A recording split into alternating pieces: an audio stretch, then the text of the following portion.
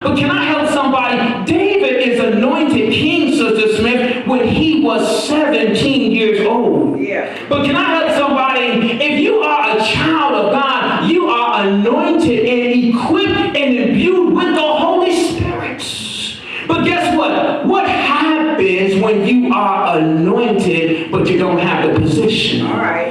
David, Sister Staples, he is anointed the king at 17, but Sister Lazy, he has to go back into the fields and clean up sheep dung. Yes, yes. And so sometimes we need to understand, just because you don't feel you have the position, the anointing will allow for you to get to the position. But God sometimes withholds the position because you give the position more power than God. Yeah. And there's a danger in giving, and even in the church, there's a danger with having titles. And I must admit, I'm going to tell you, it's dangerous when someone gives you a title up here when you really only have the faith and the level of maturity down here. I'm trying to talk to somebody.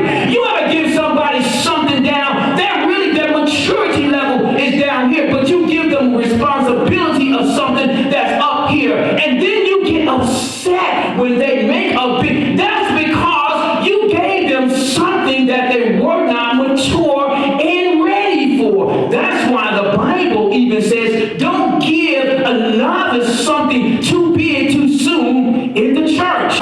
We have a tendency to put people, even in the church and other places, on pedestals. Yes. You know what a pedestal is, don't you? Let me get one.